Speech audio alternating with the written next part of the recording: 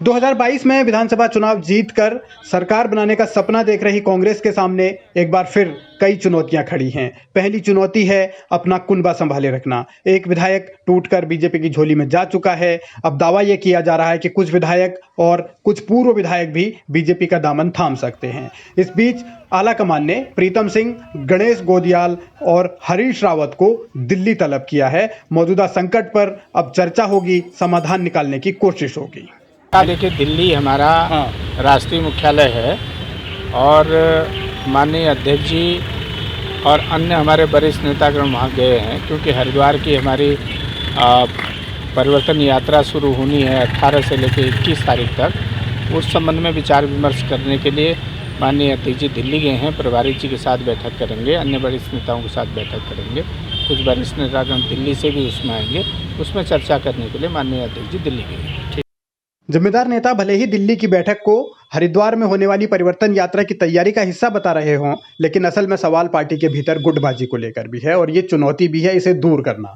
Ticket बंटवारे को लेकर गोदियाल ने जो कहा, उस पर प्रीतम ने पलटवार किया कि अभी किसी का टिकट फाइनल नहीं है। गोदियाल ने कहा था 37 लोगों के टिकट फाइनल हो चुके हैं। और इन हालात में नेता भी लगातार अगर पार्टी छोड़ रहे हैं तो अब सवाल नेतृत्व क्षमता पर है। नहीं, कांग्रेस खाली नहीं हो रही, ये आपका एक कयास हो सकता है।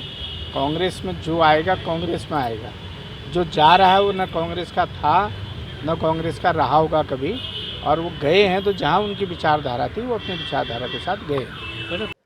कांग्रेस दावे भले ही कर रही हो, लेकिन हाल फिलहाल कोई भी बड़ा चेहरा कांग्रेस में शामिल नहीं हुआ, यही हकीकत है। दूसरी तरफ बीते हफ्ते हरीश रावत ने दिल्ली में पार्टी अध्यक्ष सोनिया गांधी से मुलाकात की थी। उन्होंने परिवर्तन यात्रा के पहले चरण के बाद उनके साथ चर्चा की थी, इसलिए उनकी ये मुलाकात भी काफ़ी अहम मानी जा सकती है। और माना यह जा रहा है कि उन्होंने परिवर्तन यात्रा के दौरान जो खामियां देखी और जो जो सुधार करने हैं उनको लेकर चर्चा की, और शायद इसीलिए अब दिल्ली पूरा नेतृत्व तलब किया गया है। एक खबर यह भी है कि देवेंद्र यादव की कार्यशैली से एक खेमा उत्तराखंड में कांग्रेस का खुश नहीं है, तो शायद दिल्ली वाली बैठक में इस पहलू पर भी चर्चा हो कि कैसे तौर तरीके सुधारे जा सकते हैं।